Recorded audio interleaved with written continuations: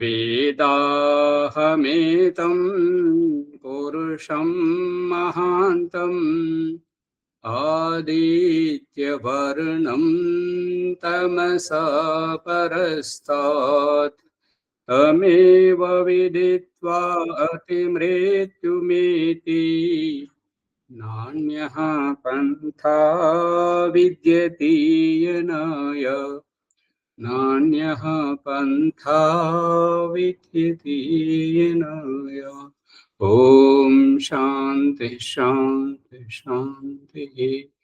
ఈ యొక్క ఉపనిషత్ జ్ఞానగంగా అధ్యాత్మ సత్సంగానికి వచ్చేసినటువంటి వారందరికీ నమస్తే, స్వాగతం, సుస్వాగతం.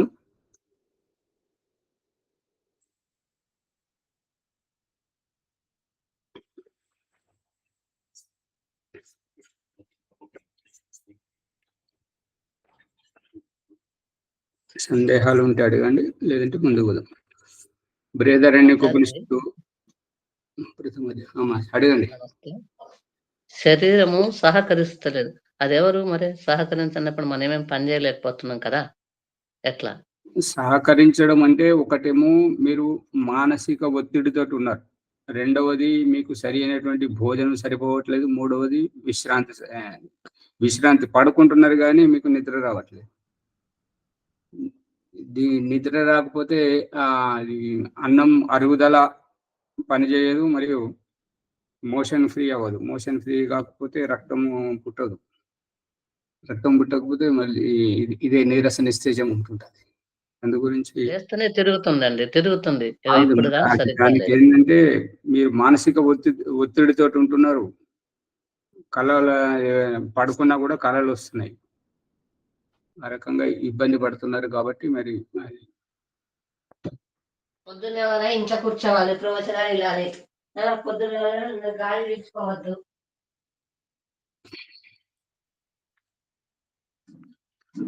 బృహదారణ్యకోపనిషత్తు ప్రథమ అధ్యాయము 5వ బ్రాహ్మణము 2వ చరణంలోనే ఉన్నాము. ఇంకా చూడండి.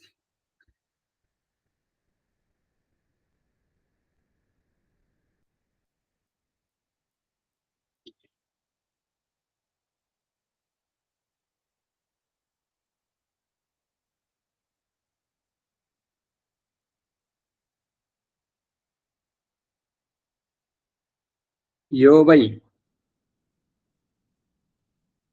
वै ताम अक्षितिं वेदेति पुरुषो वा अक्षितिः सा हि इदम् अन्नं ధియా జనయతే. ఇక ఎవరైతే తాం అక్షితి ఆ రూపకంగా నివసింపజేసేటువంటి మరియు క్షీణము కానటువంటి ఆత్మభావమును వేద తెలుసుకొని ఎవరైతే ఉంటారో అటువంటి పురుషుడు వా అక్షితి సా హి ఇదం అన్నం ధియా, ఎవరైతే ఈ రకంగా ఈ క్షయ నివాసం అని అంటే నివసింపజేసేటువంటిది, ఈ శరీరములలో ఈ జన్మలలో నివసింపజేసేటువంటి ఆ యొక్క అన్నమును సేవించినప్పుడు ఆ అన్నముతోటి బుద్ధి ఉత్పన్నం అవుతుంటది. ఇందాక వరలక్ష్మి గారు చెప్తున్నారు కదా, నేను ఈ రకంగా ఇటువంటి అన్నం తింటున్నాను, ఈ రకంగా దీని పరిణామం ఈ రకంగా రోగాలు వస్తుంటాయి అని చెప్పేసి వారు ఆలోచిస్తున్నారు కదా. ఆ రకంగా అంటే హిందీలో సామెత ఉన్నదనమాట, జైసే ఖాయే అన్ను వైసా బనే మన్. అంటే అన్నం ఏ విధంగా గ్రహించడం జరుగుతుంటుందో అటువంటి విధంగానే బుద్ధి అనేటువంటిది తయారవుతుంటది.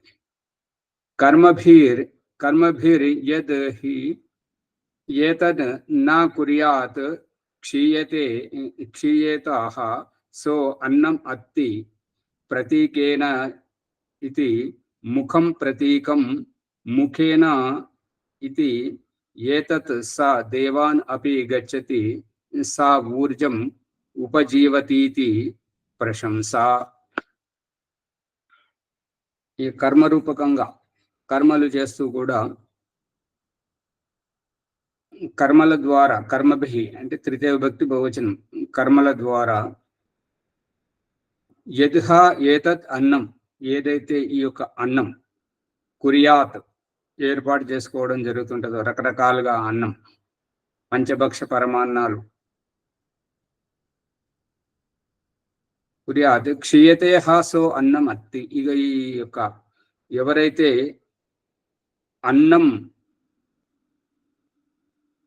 అన్నమును తయారు చేసుకోకపోతే, అన్నమును స్వీకరించకపోతే, భోజనమును తీసుకోకపోతే, విజయలక్ష్మమ్మ గారు చెప్తున్నట్టుగా క్షీయతే, క్షీణత్వం, బలహీనత, దుర్బలత్వం ఇటువంటివి వస్తాయని చెప్పేసి, అవి రాకూడదు అని అంటే అన్నం అత్తి, అన్నమును తినవలెను.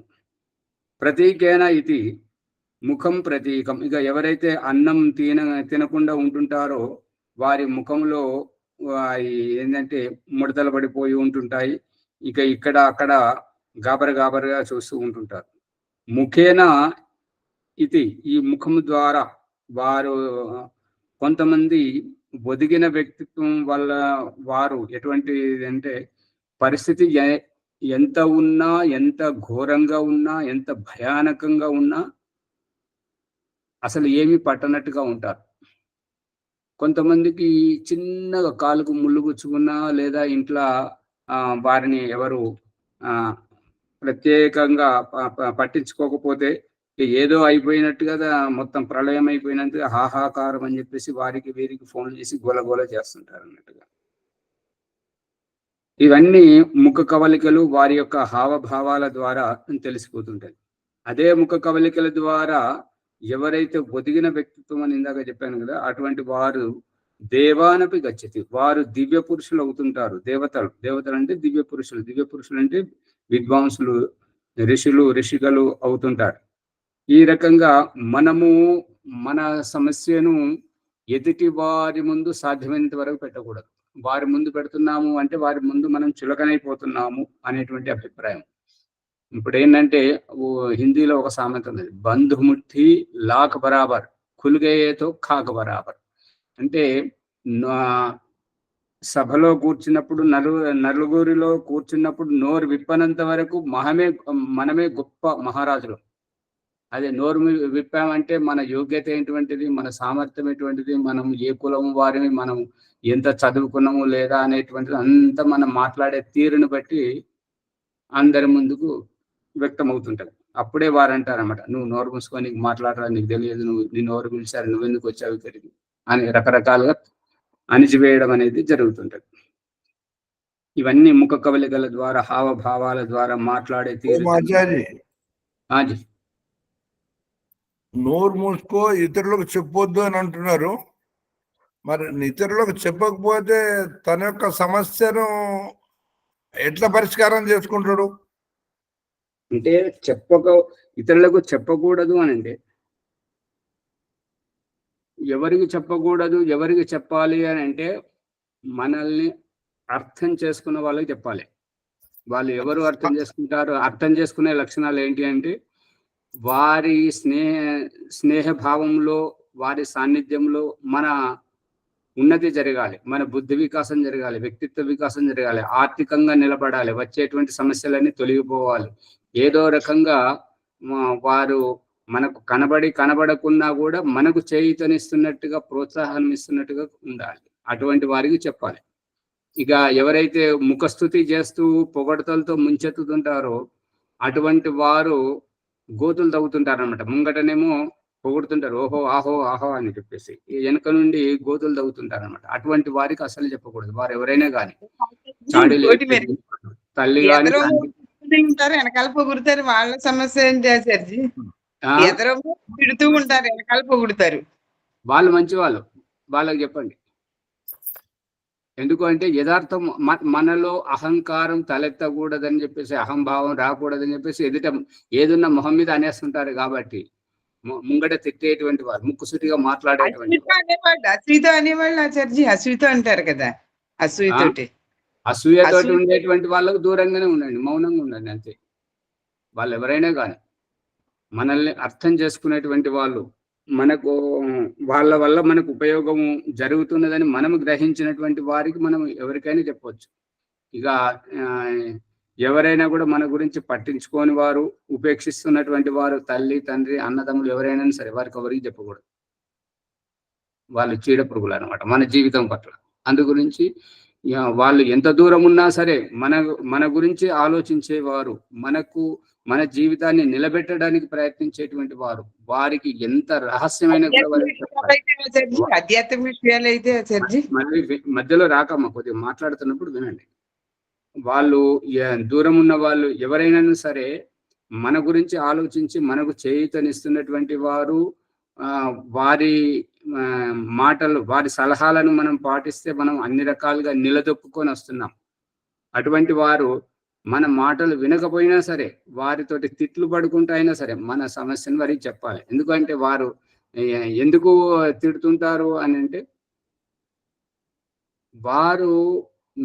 మనము వారి మీద ఆశ్రయపడి ఉండకూడదు, వారినే ఆశ్రయించి ఉండకూడదు, మన కాళ్ళ మీద మనం నిలదొక్కుకోవాలనేటువంటిది వారి అభిప్రాయం. వెనుక నుండి వారు పూర్తిగా మనకు సహకరిస్తారు, కానీ ముందు నుంచి ఏంటంటే నీ కాళ్ళ మీద నువ్వు నిలబడి ఎంతసేపు ఇతరుల మీద ఆధారపడి ఉంటావు అని చెప్పేసి.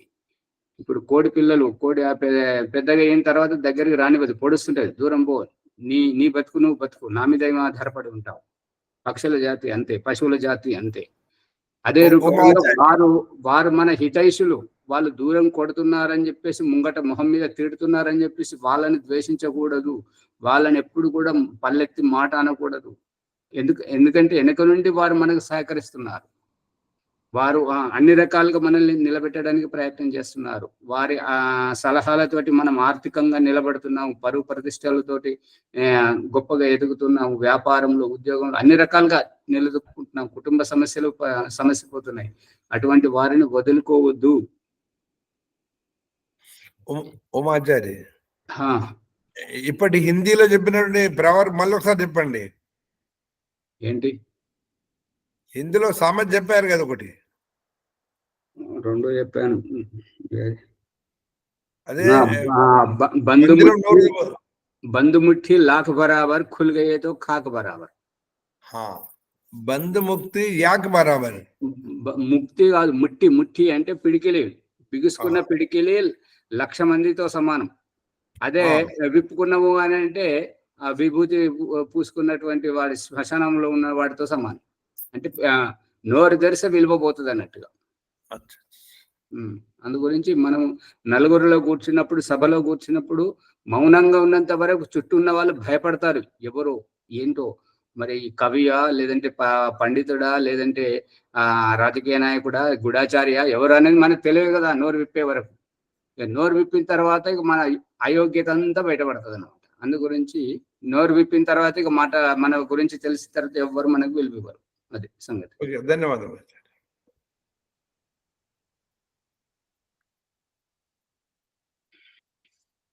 సా ఊర్జం ఉపజీవతీతి ప్రశంస. ఇక ఎప్పుడైతే అన్నమును పరబ్రహ్మ స్వరూపంగా భావించి అన్నమును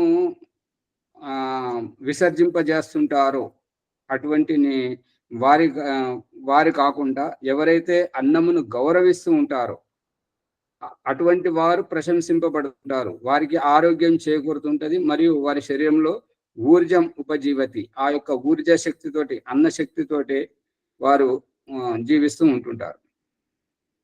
3వ ప్రసంగం చూడండి. త్రీన్యాత్మను అకురుతేతి. ఇంకా ఈ రకంగా మువ్విధంలో ఆత్మను ఎదిగింపజేసుకోవడం జరుగుతుంటది. ఆ మూడేమేమిటి అంటే మనో, వాచం, ప్రాణం. మనసు అంటే మానసిక భావజాలం. నిన్న మన ప్రసంగంలో చెప్పుకుంటున్నది ఏంటంటే, రాజుగారికి ఎవరో చెప్పారు, పురోహితుడు చెప్పాడో వాళ్ళ బంధువులలో ఎవరో చెప్పారు, ఏం చెప్పారో తెలియదు. సాధువులకు భోజనం పెట్టి ఈ ప్రసంగంలో ఈ కథ చెప్తే ఆ కథ తొందరగా అర్థమవుతుంది. లుధియానాలో ఒక కుటుంబంలోకి వాళ్ళు రాజపరివారం అనమాట. వారికి ఏంటంటే బాగా అహంకారం, అంటే స్వాభిమానం ఎక్కువ, అహంకారం కూడినటువంటి స్వాభిమానం. ఇక వాళ్ళు ఏది కూడా చేయముట్టారనమాట. వాళ్ళ పరిస్థితి ఎటువంటిది అని అంటే, ప్రతి పనికి పని మనుషులను పెట్టుకున్నటువంటి వ్యక్తి, అరే నేను చుట్టదాగాలంటే సేవకుడు వచ్చి చుట్ట నోట్లో పెట్టాలి. అరే చుట్ట అయితే నోట్లో పెట్టాము, కానీ అగ్గి ఎదురా అంటే నేను అగ్గి తీసుకురాని పోయి మళ్ళీ అగ్గి తెచ్చి చుట్ట మీద పెట్టాలి. మళ్ళీ నాకు దాహం వేస్తుంది నీళ్ళు తీసుకురారా అంటే సేవకుడు నీళ్లు తీసుకురావడానికి పోతే ఆ చుట్ట పీల్చేసరికి కదులుతుంది కాబట్టి చుట్ట మీద ఉన్న అగ్గి తోడ మీద పడింది. తోడ మీద పడితే ఆ పక్కకున్న అరే అరే కాలుతుంది అంటున్నాడు. పక్కకున్న అతను అంటున్నాడు తీసేయచ్చు కదా, చేతితో జరిపేయచ్చు కదా, నిప్పు కణాన్ని కింద పడేయచ్చు కదా అంటే, ఈ నిప్పు కణాన్ని నేనే పడేస్తే వాడికి జీతం ఎందుకు ఇస్తున్న, వాడు నాకు జీతగాడు ఎందుకు ఉంటాడు? అవి అటువంటి రకం అన్నమాట. వెలిగిందా లేదా? మళ్ళీ వినండి. చుట్ట మీద అగ్గి పెట్టిన సేవకుడికి దాహం వేస్తుంది నీళ్ళు తీసుకురాపోరా అనగానే అతడు సేవకుడు నీళ్ళు తీసుకురావడానికి పోయాడు. అతడు పోగానే ఇతడు చుట్ట పిలిచాడు. చుట్ట పిలవగానే ఇట్లా కిందికి మీద ఊగుతుంటది. ఊగగానే చుట్ట మీద ఉన్నటువంటి నిప్పు కణము తోడ మీద పడింది. అప్ప కాలుతుంది అంటే పక్కకున్న అతను అంటున్నాడు కాలుతుంది అనే కంటే ఇట్లా దులపచ్చు కదా, దోతిని దులపచ్చు కదా, చేతితోటి కింద పడేయచ్చు కదా నిప్పు కణం అంటే. నేను పని మనిషిని వాడిని ఎందుకు పెట్టుకున్నావా నేను? మరి వాడు వచ్చి ఏం చేస్తాడు? నేనే నా తొడ మీద పడ్డ అగ్గిని నేను కింద పడేసుకుంటే, నేనే దులుపుకుంటే ఆ పనివాడు వచ్చి ఏం చేస్తాడు? వాడికి నేను జీతం ఎందుకు ఇవ్వాలి? సమాధానం చెప్పరేంటి? అట్లా చూస్తుంటే కాలినా సరే కానీ వాడే రావాలి. ఆచార్య ఈలోగా కాలిపోద్ది కదా అహంకారంతో చూస్తే బుద్ధి వస్తుంది. అటువంటి రాజుగారు వారికి పురోహితుడు ఏమని చెప్పిండు అంటే, పండితులను అందరినీ పిలవండి, వారికి అన్నదానం చేసి వారి చేత ఆశీర్వాదం పొందండి, అన్నదాత సుఖీభవ అని చెప్పేసి వాళ్ళు ఆశీర్వాదం ఇస్తే మనం ఉన్న దరిద్రం అంతా పోతుంది, మంచి జరుగుతుంది అని అన్నారు. ఇంకా ఆ పండితులందరి చుట్టుపక్కల ఎంతమంది అయితే పండితులు ఉన్నారో అందరిని పిలిపించారు. పెద్ద వంటకాలను వంట చేసే వాళ్ళని పిలిపించి అన్ని రకాల వంటలు చేయించి వడ్డింపజేశారు. పోయేటప్పుడు ద్వారం దగ్గర రాజు రాణి కూర్చున్నారు అన్నట్టుగా. కూర్చుంటే మొహం చూసుకుంటూ పోతున్నారు. ఎవరు ఆశీర్వదిస్తలేరు. ఏమి మీకు ఇంత అన్నదానం చేసాం, మీరు భోజనం చేస్తున్నారు కదా, మాకు ఆశీర్వదించుకోవాలని పోండి స్వామి అని అంటే, అప్పుడు వాళ్ళు ఏమంటారంటే, నువ్వా? ఎవరు నువ్వు? మాకు వంట చేసింది వంట వాళ్ళు, వడ్డించింది సేవకులు. మేము అన్నాం, అప్పుడే అన్నాం అన్నదాత సుఖీ భవ అని చెప్పేసి, నువ్వు ఎంత శ్రద్ధతో పెడుతున్నావయ్యా, నువ్వు చల్లగా ఉండు, నీ భార్య బిడ్డలతో సుఖంగా ఉండు అని వాళ్ళకి ఆశీర్వాదం ఇచ్చినావు. నువ్వు అప్పుడు ఎక్కడ కాలిందో అక్కడ కాలింది. అర్థమైందా? మళ్ళీ ఇంకొకసారి పిలిపించి ఇక వాళ్ళే వంట చేసి వాళ్ళ చేతితోటే వాళ్ళే వంగి అందరికి పెట్టి అప్పుడు ఆశీర్వాదం పొందింది. అది వేరే విషయం. ఇక నిన్నటి విషయం ఏంటంటే, రాజుగారికి సాధువులను అందరినీ పిలిపించి నెయ్యి దానం జయపేసిచ్చమని అంటే, రాజు నెయ్యి దానం చేస్తున్నాడు. ఏంటంటే సాధువులు అక్కడ పురోహితుడు ఏం షరతు పెట్టిందంటే, వాళ్ళు వద్దనే వరకు నువ్వు పోస్తూనే ఉండాలి. అది కింద పడ్డా సరే, అది పాత్రలో ఉన్నా సరే అని అంటే అలాగే అని చెప్పేసి పోస్తుంటే, ఒక సాధువు దగ్గరికి వచ్చేసరికి ఆ సాధువు కటోర నిండింది అన్నట్టుగా రాజు పోస్తూనే ఉన్నాడు. రాజు పోస్తుంటే సాధువు ఏమంటున్నాడంటే, మాపత అంటే దిగజారకు పడిపోకు దిగజారకు పడిపోకు అంటున్నాడు. అప్పుడు రాజు ఏమంటున్నాడు అంటే, అది నెయ్యికి మాట ఎలా వింటుంటుంది? మన మాట అది తరల పదార్థం కదా, అది జడం కదా, మన మాట ఎలా వింటుంటుంది? పడిపోకు అంటే అది ఊరుకుంటుందా? ఈ సాధువు మూర్ఖుడు అన్నట్టున్నాడు, గుడ్డివాడు ఉన్నట్టున్నాడు అని చెప్పేసి అతన్ని సభలోకి పిలిపించి విచారిస్తే అతను ఏమంటాడంటే, ఓ రాజు, నీవు ఉన్నతమైన భావజాలంతో ఈ సాధువులను తృప్తిపరుస్తున్నావు. వీరి ఆశీర్వాదం నువ్వు పొందాలంటే నీవు అదే ఉన్నత భావజాలంతో ఉండాలి. ఈ సాధువు మూర్ఖుడా, గుడివాడ, అజ్ఞానియ అనేటువంటి ఈ దిగజారుడు భావజాలంతో నువ్వు పతనం కాకు. నీ మానసిక స్థితిలో ఉన్నటువంటి నీ మనసు యొక్క భావాన్ని నేను చదివి చెప్తున్నాను అని చెప్పేసరికి ఆ రాజుకు కళ్ళు తెరుచుకున్నాడు అన్నట్టుగా. ఆ రూపకంగా ఈ మనస్సు అనేటువంటిది అటువంటి విధంగా మనం ఏదైనా తప్పు చేయాలన్నా, దొంగతనం చేయాలన్నా, వ్యభిచారం చేయాలన్నా, ఏది చేయాలన్నా ముందు మనసులోకి వస్తుంటది భావం. మనసు ద్వారా దృఢపడ్డ తర్వాతనే ఇక బాహ్య వ్యవహారంలోకి వస్తుంటాం. అర్థమవుతుందా? ఓం ఆచార్య, సంకల్ప రూపంలో మనసులో ముందు ప్రారంభమవుతుంది అంటారు. అంతే కదా. తర్వాత క్రియా రూపంలో అప్పుడు తర్వాత వస్తుంది. ఆచార్యజీ, జ్ఞాని తాను ఎప్పుడు ఆత్మస్థితినే చూస్తాడు. పరమేశ్వరుడు మనం మనసులోకి వచ్చే కంటే ముందే పరమేశ్వరునికి తెలిసిపోతుంది. మనసులోకి తర్వాత వస్తుంది. పరమేశ్వరునికి తెలిసిన తర్వాత మనం అల్పులం కదా, జడబుద్ధి గల వారిని కదా. అందు గురించి మనకు తర్వాత వస్తుంది. అదే పరమేశ్వరుడు జ్ఞాని, పూర్ణ జ్ఞాని కాబట్టి తన ఆత్మను చూసినట్టు ఈ జ్ఞాని జీవాత్మ యొక్క పరిస్థితిని గుర్తిస్తాడన్నమాట. ఇప్పుడు దీంట్లో ఉన్న వాళ్ళంతా కేవలం నిమిత్తంగా వస్తున్నారు, ఇష్టం వచ్చినప్పుడు వస్తున్నారు. ఎదుటి వారి మనస్సును చదివేటువంటి విద్య, అభ్యాసం చేసేది, అది చేయాలి అంటే మీరు అభ్యాసం చేయడానికి వస్తలేరు కదా, నాడీ చూడడానికే మీరు పట్టుకుంటలేరు. అది చెప్పినా ఎన్నోసార్లు 2-3 సార్లు చెప్పినా కూడా ఇట్లా అలా వదిలేశారు. మరి ఎదుటి వారి మనోభావాలను చదవడం, వారి మొహం చూస్తేనే వారి గురించి చెప్పడం, అవి రావాలి అని అంటే అభ్యాసంతో కూడుకున్నటువంటిది. మనోవాచం, ఈ మనస్సుది ఇది ఇంతవరకు మనం చెప్పుకున్నాం. ఇక వాచం అంటే వాక్చాతుర్యం, మాట్లాడేటువంటి తీరుతెన్నులు. ఆ వాక్చాతుర్యం ద్వారా మనం అంటే ఏంటో తెలిసేటువంటిది మన మాట తీరు. దీని గురించి సామెత ఏంటంటే, నోరు మంచిదైతే ఊరు మంచిది. అది మన మాట్లాడేటువంటి వ్యవహారాన్ని బట్టి ఉంటుంది. ప్రాణం అంటే మన ఆయుష్. ఇప్పుడు ఎంతగా అమ్మగారు విజయలక్ష్మి గారు చెప్తున్నారు కదా, నాకు ఇట్లా అవుతుంది, శరీరం సహకరిస్తలేరు, అది ఇది అని అంటే దానికి ఈ అన్నం సరిగా అందట్లేదు. ఎందుకంటే ఇక్కడ ప్రాణాయామం చేస్తున్నారు, మళ్ళీ ఈ తరగతి 1:30 తర్వాత మళ్ళీ అక్కడ ప్రాణాయామం చేస్తున్నారు.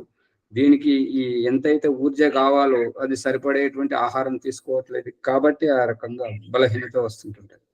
అందు గురించి మన శరీరాన్ని మన చేతుల్లోనే భగవంతుడు పెట్టాడు కాబట్టి బుద్ధిని ఇచ్చాడు, ఆలోచించుకొని ఉండమని చెప్పేసి. అందు గురించి శరీరాన్ని ఎంతగా మనం కాపాడుకుంటే అంతగా మనకు ఆయుష్ ఉంటుంటది. ఎవ్వరు మనవారు కాదు, భర్త మనవాడు కాదు, భార్య మనది కాదు, పిల్లలు మన వాళ్ళు కాదు, ఎవ్వరి స్వార్థం వారే. అందు గురించి భగవంతుడు ఇదంతా ఎలా తెలుస్తున్నది అంటే, భగవంతుడు అమ్మకు కళ్ళు పెట్టాడు కదా, మరి అమ్మనే కంటున్నది కదా, తనకంటే ఎక్కువ మనల్ని ప్రేమిస్తుంది కదా. అన్నం పేదరికంలోనైతే తాను పస్తులు పడి మంచినీళ్ళు దాగి కూడా మనకు దొరికినంత ఏది దొరికినా కూడా మనకే తినబెడుతుంది కదా. మరి అమ్మకు కళ్ళు ఉన్నాయని చెప్పేసి మనకు కళ్ళు పెట్టకుండా ఉండలేడు కదా. మనకు కళ్ళు పెట్టాడు అంటే అమ్మ చూస్తే నువ్వు చూసేది నువ్వు చూడు. అమ్మమ్మ శ్వాస పీల్చుకునేది అమ్మ పీల్చుకుంటే నువ్వు పీల్చుకునేది నువ్వు పీల్చుకో. అమ్మ వినేది అమ్మ వింటుంటే నువ్వు వినేది నువ్వు విను. అమ్మ కడుపే నీ కడుపే, నీకు ఆకలిస్తే నువ్వు తిను అనేటువంటిది ఎవరిది వారికే పెట్టాడు. అందుకని ఈ రకంగా భగవంతుడు విడివిడిగా చూపిస్తున్నాడు కాబట్టి మన శరీరం, మన ఆరోగ్యం. అక్కడ నారదుడు శ్రీకృష్ణుడు పోతున్నారంట సత్యముని తెలుసుకుందామని చెప్పేసి. పోతుంటే ఇక నారదుడు ఏం ప్రశ్న ఇచ్చాడు అంటే, ఆత్మభావం అంటే ఏంటిది, పరమాత్మ భావం ఏమిటి అని అంటే, ఆత్మ అల్పము, పరమాత్మ సర్వజ్ఞుడు అని చెప్పాడు.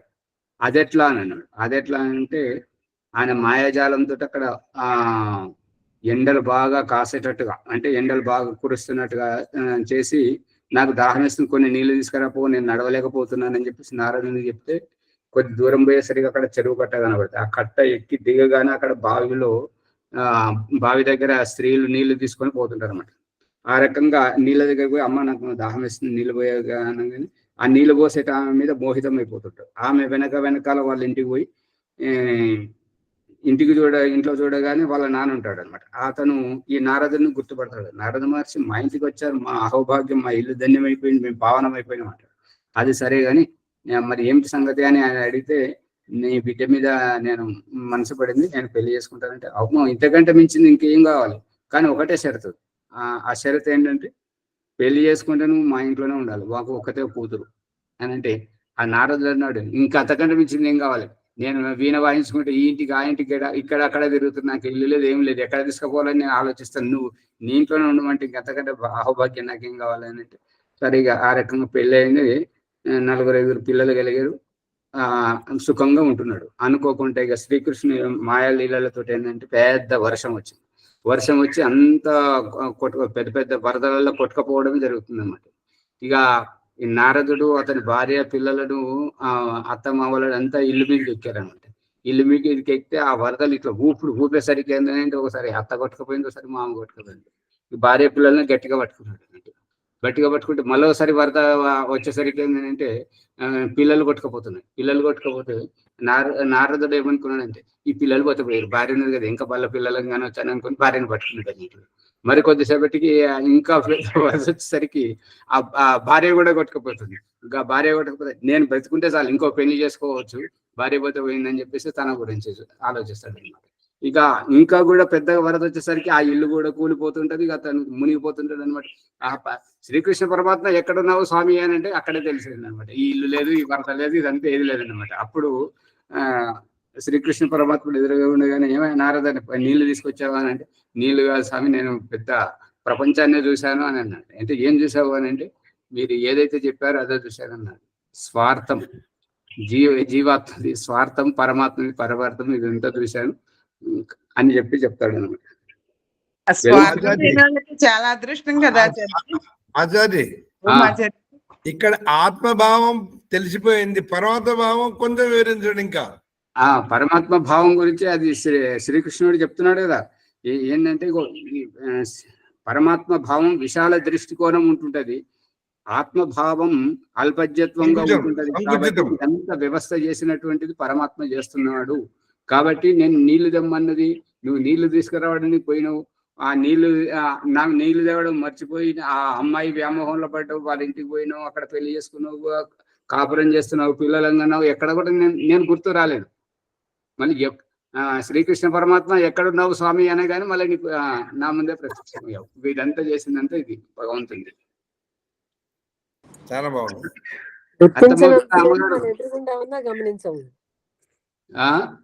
గుర్తించినంతసేపు మన ఎదురుగుండా భగవంతుడు ఎదురుగుండా అప్పుడు కనబడు.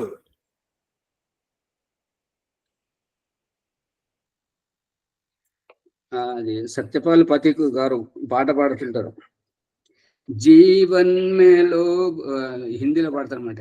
జీవన్ మే లోగ్ ముझको పహలే నహీ బులాతే, జబ్ लब पर ఆపత్ ఆవే తబ్ ఆప్ బులాతే. అంటే బ్రతికి ఉన్నప్పుడు, మంచిగా ఉన్నప్పుడు భగవంతుణ్ణి ఎవ్వరు పిలవరు. అందరూ పండితులను పిలుస్తారు, పురోహితులను పిలుస్తుంటారు, భజనోపదేశకులను, మనోరంజనం చేసేవారిని పిలుస్తారు. ఇక ఎప్పుడైతే చావు బ్రతుకుల్లో ఉండి శ్వాస కూడా సరిగా ఆడదో అప్పుడు భగవంతుడు గుర్తొస్తాడు. వెలుగుతుందా లేదా? వెలుగుతుంది. కష్టాలు వచ్చినప్పుడే పరమాత్మని గుర్తొస్తాం. అది అంటే ఇప్పుడు చాణక్యుడు ఏమంటాడంటే, భగవంతుడా ఎన్ని కష్టాలు ఉన్నాయో అన్ని ఇదే జన్మలేవు అని చాణక్యుడు కోరుకుంటాను. మనం ఏం కోరుకుంటాం? భగవంతుడా ఈ కష్టాలు వద్దు, ఈ కష్టాల నుంచి గట్టెక్కించు, మాకు సుఖమును ప్రసాదించమంటారు. కుంతిదేవి, ఓమాచారి కుంతిదేవి కూడా ఎప్పుడు కష్టాలే కోరుకుంటదంట. భగవంతుని మరవకుండా ఉండాలంటే కష్టాలు అదే అందు గురించి ఎవరైతే సుఖాన్ని కోరుకుంటున్నారో సుఖం తర్వాత వచ్చే దుఃఖమే దుఃఖం. ఈ చాణక్యుడు కోరుకునేటువంటిది ఏంటంటే, నాకు ఎన్ని కష్టాలైతే ఉన్నాయో, తండ్రిని గుర్రపు డెక్కలతో తొక్కిచ్చి చంపడం, అన్నము లేక పేగులు పెలపెల మాడి తల్లి చనిపోవడం, భిక్ష కూడా లభించకుండా తాను అది ఊరు వదిలిపెట్టి పారిపోవడం చాణక్యుడు. అంత కష్టాల్లో ఉండి కూడా ఇంకా ఎన్ని కష్టాలు ఉన్నాయి భగవంతుడు, నాకు అన్ని ఇదే జన్మలేవు అంటే ఇక ఈ కష్టాల తర్వాత సుఖమే సుఖం ఉంటుంటది. కాబట్టి ఓమాచార్య ఎవరతను? చాణక్యుడు. ఓకే.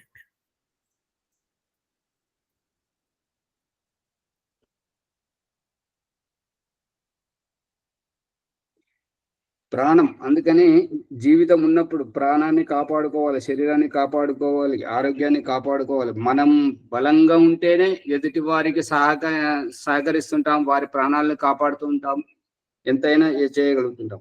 మన ఊపిరే ఆడట్లేదు సరిగా అని అంటే ఇక వేరే వారికి ఏం సహకరిస్తుంటాం?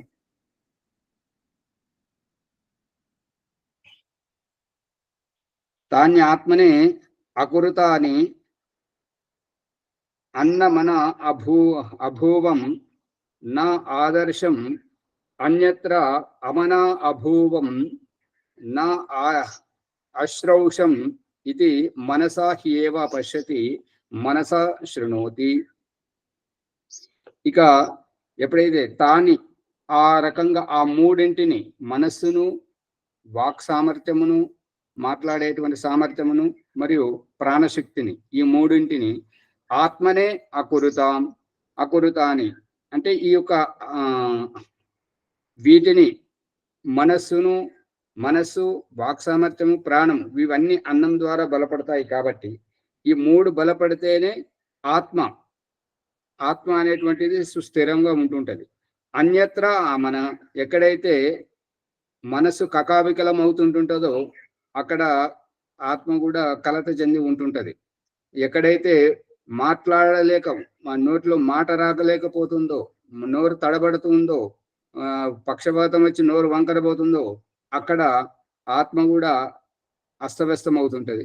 ఎక్కడైతే ప్రాణం ఊపిరి ఆడట్లేదో అక్కడ ఇంకా ప్రాణం ఇహనో ఇప్పుడో అన్నట్టుగా చివరి మునుక మునుగుతున్నట్టుగా, నీళ్ళలో చివరి మునుక మునుగుతూ ప్రాణం వదిలేటువంటి స్థితిలో ఇట్లా కొట్టుమిట్టాడుతున్నట్టుగా దీపం కూడా ఆరిపోయేటప్పుడు టిమ్ టిమ్ అని చెప్పేసి పెద్దగా వచ్చుకుంటూ ఆరిపోతుంటుంది. ఆ రకంగా ఆత్మ యొక్క పరిస్థితి దేహంలో ఉంటుంటది. అందు గురించి అమన అంటే మనస్సు స్థిరంగా లేకపోవడం వల్ల, అభూవం నా ఆదర్శం అన్యత్ర అమన అభూవం ఎక్కడైతే ఈ మనస్సు స్థిరపు చేసేటువంటి, మనస్సుకు స్థిరత్వం కల్పించేటువంటి ఈ ఆహార పదార్థం దానిని శుద్ధమైనటువంటిది, సాత్వికమైనటువంటిది, తాజాగా ఉన్నటువంటిది, స్వచ్ఛమైనటువంటి దాన్ని మనం ఎప్పుడైతే చూసి గ్రహించలేమో అప్పటి వరకు మనకి ఈ అవస్థ అనేటువంటిది తప్పదు. నా ఓ మాచారి అమనహ అంటే ఏంటిది? అమనహ అంటే అమన అంటే మనస్సు సంలగ్నం కాకుండా ఉండడం. మనస్సు ఇదేమంటారంటే నా మనస్సు నిలవట్లేదు, నా మనస్సు ఒక స్థిరంగా లేదు అనేటువంటి భావజాలం. నా అశ్రౌషం ఇక అక్కడ మనస్సు స్థిరంగా లేనప్పుడు ఆదర్శం అనేటువంటిది ఏముండదు అనమాట. ఇక అదే రూపకంగా అశ్రౌషం ఇక ఏమి వినడానికి కూడా మనసొప్పదు, ఎంత చెప్పినా కూడా. ఇప్పుడు ఏంటంటే గౌతమ బుద్ధుని యొక్క ఆశ్రమానికి ఒక వ్యక్తి ఎండపూట బాగా అలసిపోయి వచ్చాడు. వస్తే అతని ప్రముఖ శిష్యుడైనటువంటి ఆనంద్ అతని దగ్గరికి వెళ్ళి ధర్మం గురించి బోధిస్తుంటాడు అన్నమాట 2 గంటల వరకు.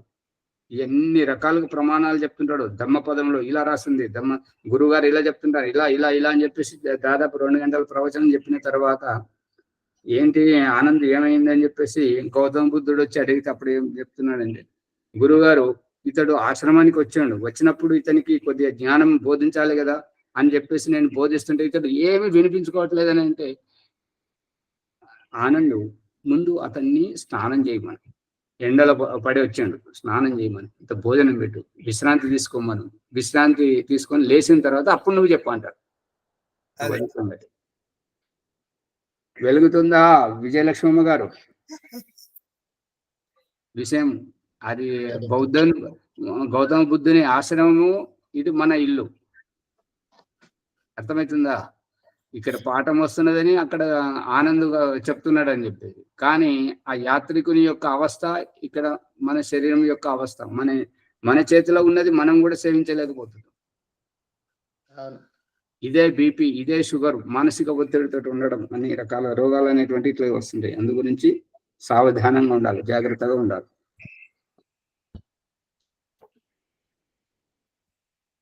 మనసా హ్యేవ పశ్యతి, అప్పుడు ఎప్పుడైతే మనసు స్థిరముగా ఉంటుంటుందో వారు ఎవరు ఏమిటి అనేటువంటిది మనసుతోటే చూసి చెప్పడం. అంటే ఇది దూతనాడికి వర్తిస్తుంది కొంతవరకు.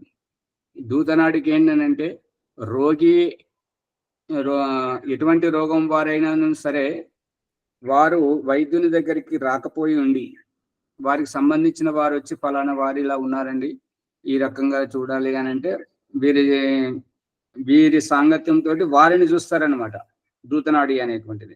మీరు నాడినే నేర్చుకోలేకపోతున్నారు, అభ్యసించలేకపోతున్నారు, ఇక దూతనాడి దగ్గరికి ఎలా పోతారు? ఇక ఇక్కడ ఒక మనోరంజనం ఏంటంటే హర్యానాలో సోనిపత్ లో ఒక ఊరిలో ఈ దూతనాడి వైద్యుడు ఈ మనసుతోటి ఎట్లా చూస్తాడో అతన్ని ఆట పట్టిద్దామని చెప్పేసి కొంతమంది ఆకతాయిలు ఏం చేశారు అంటే, మా భార్య ప్రసవించింది స్వామి, ఆరోగ్యం బాగాలేదు, పిల్లవాడు ఎప్పుడు ఏడుస్తూనే ఉన్నాడు, ఇక పడుకున్నాడంటే కొద్దిసేపు ఊరుకుంటాడు కానీ ఇక లేచినంటే ఏడుస్తూనే ఉంటాడు, ఆమెకు ఆరోగ్యం సరిగా లేదు, మరి ఆడపిల్ల కదా, మరి బయటకు రాదు, మీ ముఖం చూడ పరాయి మగవాళ్ళ ముఖం చూడదు కదా, ఎట్లా అని అంటే ఆ వైద్యుడు ఏమన్నాడు, సరే దానికి నాకేం అభ్యంతరం లేదు, ఆమె ఎడమ చేతికి దారం కట్టి నా చేతికి ఇవ్వండి అని అంటే ఇక వాళ్ళు దీన్ని ఆసరగా చేసుకొని ఏం చేశారంటే ఆ పక్క రూమ్ లో బర్రెని కట్టేసి బర్రె చెవికి ఆ దారం కట్టి వైద్యునికి ఇస్తే అతడు చూసి ఓహో వీళ్ళు నన్ను ఆట పట్టిస్తున్నారు అంటే ఏమన్నాడంటే, ఏమైంది గురుగారు ఎట్లా ఏం చేయాలని అంటే, ఈ బర్రెకు పల్లిపిండి పెట్టండి, ఇంత దాన పెట్టండి, సమయానికి నీళ్ళు ఇవ్వండి, చాలా మంచిగా ఉంటుంది, పాలిస్తుంది అని చెప్పాడు. ఓ ఆచారి వెలగలేదా? ఇప్పుడు ఓ ఆచారి ఆ ఇక్కడ ఒక రాష్ట్రం ఎడమ చేతికే ఎందుకు కట్టమన్నాడు, కుడి చేతి ఎందుకు కట్టమనలేదు? ఇప్పుడు స్త్రీ పురుషుల యొక్క నాడీ విజ్ఞానం ఏంటంటే పురుషులకు కుడి చేతికి ఉంటది, స్త్రీలకు ఎడమ చేతికి ఉంటది. అందుకే కంకణం కట్టేటప్పుడు బయట వాళ్ళంతా ఎడమ చేతికి కడతారు, అవునా? అది అది నిజమే, ఎడమ చేతికి కడుతుంటారు. ఇప్పుడు అంటే మళ్ళీ ఒకసారి చెప్పండి, అది నాడి స్త్రీలకు చూస్తే ఎడమ చేతి చూడాలా? అవును, ఎడమ చేతికి చూడాలి, పురుషులకైతే కుడి చేతికి. ప్రమాణం ఉన్నది మనకు. కొన్ని విశేష పరిస్థితుల్లో రెండు చేతులది చూడడం జరుగుతుంది అనమాట, కుడి చేతి ఎడమ చేతి రెండు చేతులది చూడడం జరుగుతుంది. ఆయుర్వేద డాక్టర్ కూడా ఎడమ చేతితో చూస్తారు స్త్రీలకు. ఎక్కడైనా సరే ఆయుర్వేదం నాడి చూసేదే ఎడమ చేతికి, స్త్రీలకైతే, పురుషులకైతే కుడి చేతి. ఈ రావణాసురుడు, శ్రీలంక రావణాసురుడు రాసినటువంటి నాడీ తత్వదర్శనం రామ్లాల్ కపూర్ ట్రస్ట్ దాంట్లో ముద్రిస్తున్నారు, ఇప్పటికి లభిస్తుంటది. ఆ నాడీ తత్వదర్శనం చూస్తే మీకు అంతా తెలుస్తుంది ఎట్లా చూడాలి, ఏం చేయాలి అనేది.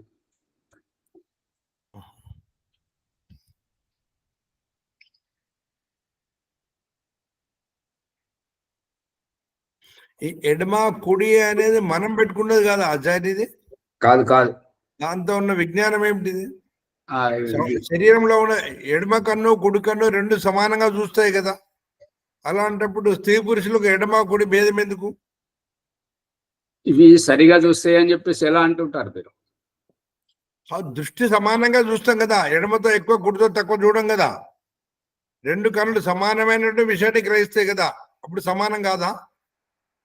కాదు, దీన్ని అది ఎడమ కన్నే, కుడి కన్నే, ఎడమకు చూసేది కొడుకు చూడదు, కొడుకు చూసేది ఎడమకు చూడదు. ఈ లోపలికి పోయిన తర్వాత రూపాంతరితం చెందుతుంటది కదా, ఈ చూసేటువంటిది బయటకు ఉన్నటువంటి మీరు చర్మచక్షువులనే చూస్తున్నారు, ఈ చర్మచక్షువులు సత్యం కాదు. ఈ చర్మచక్షువుల ద్వారా వెళ్ళినటువంటి చిత్రం లోపలికి వెళ్ళిన తర్వాత ఎడమది కుడికి, కుడిది ఎడమకు కనబడుతుంది. డాక్టర్ దగ్గర అక్షరాలు అది పటం పెడుతుంటారు కదా, అవును, ఆ పటంలో అక్షరాలన్నీ ఇప్పుడు దారింట అంబులెన్స్ లో అక్షరాలన్నీ ఉల్టా ఉంటాయి, గమనించారా? అవును. దాని కారణం ఏంటంటే ఆ వెనకొచ్చేటువంటిది ముంగటి వారి వాహనం అద్దంలో చక్కగా కనబడాలి, చక్కగా కనబడితే వారికి అర్థమవుతుంది ఏంటంటే వెనక నుంచి అంబులెన్స్ వస్తుంది, దారివు అనేటువంటి. అర్థమవుతుందా? అలాగే ఆచారి ఎడమ చెవితో ఉన్న విషయం వేరే, కుడి చెవితో ఉన్న విషయం వేరే ఉంటుందా? రెండు చెవితో సమానంగా వింటాం కదా. ఉంటది.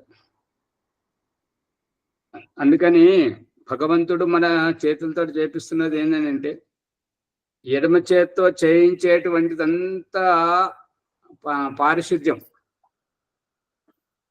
ముక్కు చేయడం కానీ, కంట్లో ఊసులు తీసుకోవడం కానీ, మలమూత్ర శుద్ధి చేసుకోవడం కానీ ఎడమ చేతితో చేస్తుంటారు. పూజ చేయడం కానీ, ఆచమనం చేయడం కానీ, అన్నం తినడం కానీ ఈ కుడి చేతితో చేస్తుంది. ఇక ఒకటే చేయి ఉన్న వారికి ఇక అక్కడ అది ఏంటంటే ఇది తప్పదు, అది పరిస్థితి. అందు గురించి ఈ ఎడమ చేతిది వేరు, కుడి చేతిది వేరు. ఎడమ చేతి ఎవరిదైతే ఏ చెయ్యి వాటంగా ఉంటుంటుందో ఇతర రెండవ చెయ్యి బలహీనంగా ఉంటుంటది. ఎవరిదైతే ఎడమ చేయి బలిష్టంగా ఉంటుంటుందో కుడి చేయి బలహీనంగా ఉంటుంటది. ఇప్పుడు మనం కుడి చేతితో చేసినంత పని ఎడమ చేతితో చేయలేము. అది ఎడమ చేయి బలహీనంగా ఉంటదండి, కుడి చేయి చూస్తారు. అర్థమవుతుందా ముని గారు? అర్థమైందా? ఓమాచారి కొంతమంది ఎడమ చేతితో కూడా పెన్ను రాయడము అన్ని పనులు చేస్తుంటారు. అదే చెప్తున్నా కదా స్వామి, ఎడమ చేతితో చేసినటువంటి వాళ్ళు కుడి చేతితో అంతగా చేయలేరు. మనం కుడి చేతితో చేసినటువంటి వాళ్ళం ఎడమ చేతితో అంతగా చేయలేం. అది అక్కడ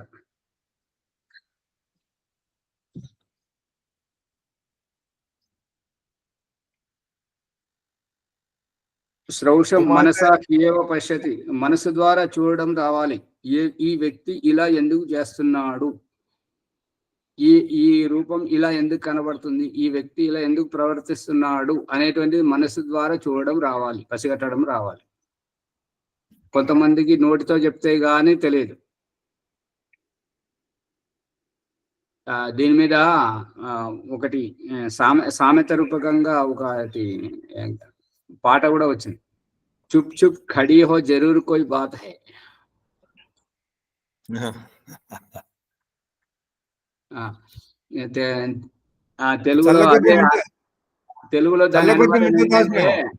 తెలుగులో దాని అనువాదం ఏంటంటే, ఏమైందంటే నే చెప్పలేను, ఏమీ కాలేదంటే నేను ఒప్పుకోను. అర్థం కావట్లేదా? అర్థమైంది. మరి అంతే చేసింది. ఒకవైపు ఏమి చెప్పలేనంటుంది, ఒకవైపు ఏమి కాలేదండి ఒప్పుకొని అంటుంది. అంటే ఏదో జరిగింది. అది కాదు, ఏమైంది అని చెప్పేసి ఇతను అడిగాడు.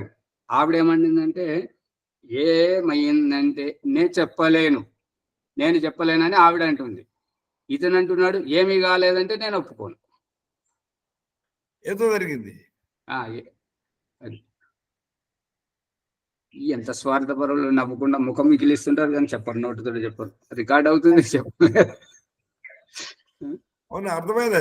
రహస్యం అర్థమైంది. బాలరాజు గారు అర్థమైందా లేదా?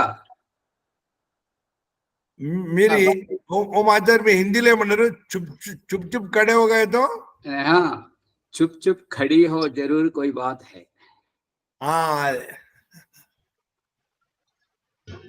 బాలరాజు గారు అర్థం కాలేదు. ఏదో జరిగింది అనేటటువంటిది దాన్ని చెప్పలేని ఏం తెలియదు. ఆమెకు గర్భం నిలిచింది, భర్తకు తొందరగా చెప్పాలంటే ఎలా చెప్తుంది? అది అక్కడ సంగతి. ఏమైందంటే ఏమైంది అలా ఉన్నావు అని అంటే, ఏమైందంటే నేనేం చెప్పను అని ఆవిడ అంటుంది. అంటే ఏం కాలేదంటే నేను ఒప్పుకోను. అదే చెప్పాలి కూడా వెలగలేదు, అనేది కానీ చెప్పలేదు ఏమో. అదేదో ఇంకా కూడా వెలగలేదా? అర్థమైంది. మరి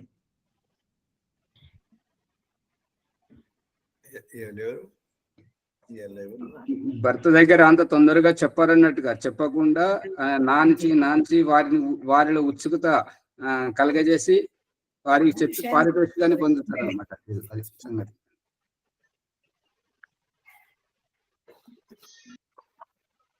కామ సంకల్పో విచికిత్స శ్రద్ధ అశ్రద్ధ ధృతి అధృతి ధీభిర్ ఇచ్చేతత్ సర్వం మన ఇవన్నీ మనసు ద్వారా జరుగుతుంటాయి అని చెప్తున్నాడు. సమయం అయిపోయింది. కామ అంటే కోరిక, సంకల్పం అనేది మనసు ద్వారానే, విచికిత్స పరిష్కారం అనేటువంటిది కూడా మనసు ద్వారానే, శ్రద్ధ అనేది కూడా మనసు ద్వారానే, అశ్రద్ధ అనేది కూడా మనసు ద్వారానే, ధృతి ధైర్యం అనేటువంటిది కూడా మనసు ద్వారానే, అధృతి అనేటువంటి గాబర పడడం అనేటువంటిది కూడా మనసు ద్వారానే, ధృతిహి హ్రీ అంటే సిగ్గుపడడం అనేటువంటిది కూడా మనసు ద్వారానే. ధీభి ఇవన్నీ బుద్ధి ద్వారానే జరుగుతుంటాయి. ఇది ఏతత్ సర్వం మన ఏవ, ఇదంతా చేసేటువంటిది మన మనసు యొక్క వ్యాపారము అనేటువంటిది అభిప్రాయం. ఈ ప్రసంగాన్ని ఇంతటితో ఆపేద్దాం. రేపు తర్వాత ప్రసంగాన్ని మొదలు. సమయం అయిపోయింది కాబట్టి. ఇవాళ లక్ష్మణ్ గారు వచ్చారు చాలా రోజుల తర్వాత. ఇన్నాళ్ళకు గుర్తొచ్చింది. చాలా సంతోషంగా ఉంది. ఓకే, ఆచార్య ఓం ప్రకాష్ ధన్యవాదములు. బృహదారణ్యకోపనిషత్తు 5వ అభ్యాసము 3వ బ్రాహ్మణం. చక్కగా మనస్సు ప్రథమ అధ్యాయము 5వ బ్రాహ్మణము 3వ ప్రసంగం. అలాగే మనస్సు, ప్రాణము, తర్వాత 3వది వాక్కు. ఈ 3 కూడా సంయమనంగా ఉంచుకుంటేనే మనిషి తను తాను తెలుసుకుంటాడు. వాటి ప్రత్యేకతలు ఏమిటి అనే విషయం ప్రసంగం నడుస్తున్నది. విశిష్టత ఏమనేది వాటికి 4-5 ఉదాహరణలు కూడా చెప్పారు. మరి ధన్యవాదాలు. అనంతరము సంధ్యోపాసన. మీరు మర్చిపోతున్నారు, ఒకసారి మధ్యలో చెప్పండి స్వామి. లైక్ చేయండి, సబ్స్క్రైబ్ చెప్తా ఆచార్య, తప్పకుండా చెప్తా.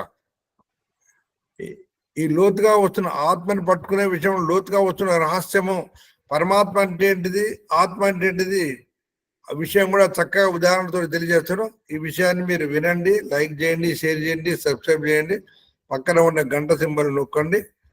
ఆ విషయం లోతుగా అర్థమవుతుంది అందరికీ. ఆ ప్రయత్నం చేస్తామని కోరుకుంటున్నాను. వైదిక సంధ్యోపాసన ఈరోజు మరి ప్రభాకర్ గారు రావడం లేదు వరుసగా. లక్ష్మణ్ గారు మీరు ఈ అవకాశాన్ని వినియోగించుకుంటారా? చేపిస్తారా? వెళ్ళిపోయిండు లక్ష్మణ్. ఓకే అమ్మా, పుష్పమ్మ గారు చేపిస్తారా? నేను చేయించరా? ఒక 4-5 నిమిషాలు నాది.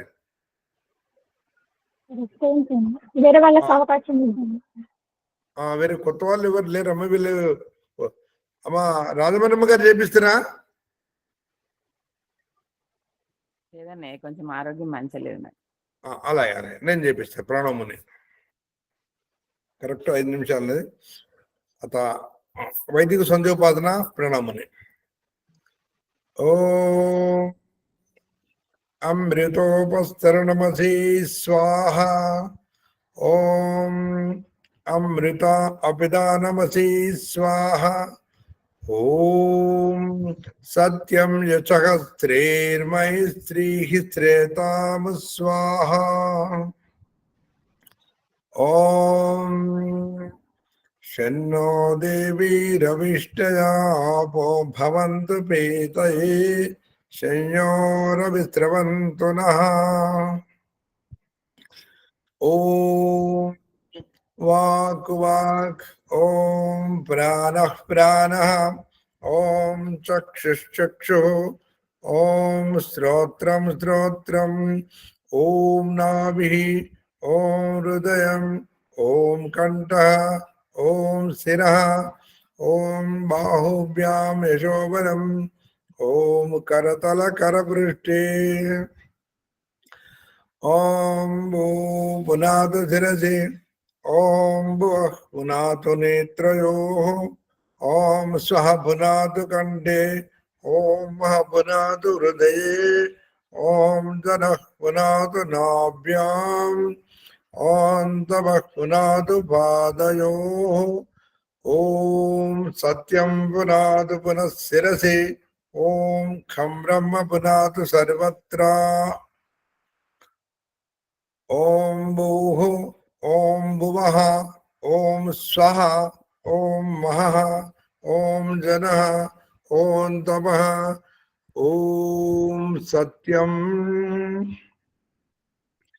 ఓం ऋतं च सत्यं जामेदा तपसोऽजायत ततो रात्र्यजायत ततः समुद्रो अर्णवः समुद्रादर्णवाददे संवत्सरो अजायत अहोरात्रान् विददादिश्च वियुतो वसे सूर्याचन्द्रमसो नाता यथा पूर्वमकल्पयत् दिवंत पृथ्वीं चान्तरिक्षमतो स्वाहा।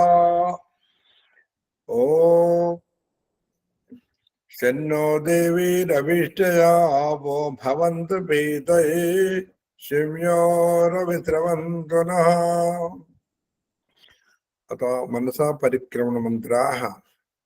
ओम प्राचीदिगग्निरधिपतिरचितो रक्षितादित्या यशवः तेभ्यो नमोऽधिपतिभ्यो नमो रक्षितृभ्यो नमः शिभ्यो नमेभ्योऽस्तु योऽस्मान् दृष्टि यं वयं दिष्मस्तमोजं वेदद्मः।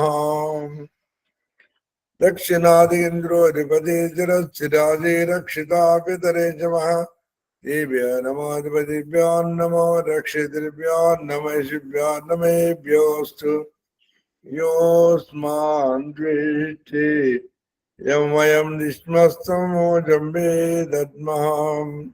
प्रदेशे दिग्वर्णोऽधिपतिः प्रदाको रक्षितान्नमिषवः तेभ्यो नमोऽधिपतिभ्यो नमो रक्षितृभ्यो नमः शिभ्यो नमेभ्योऽस्तु योऽस्मान् दृष्टि यं वयं दिष्मस्तमोजं वेदद्मः।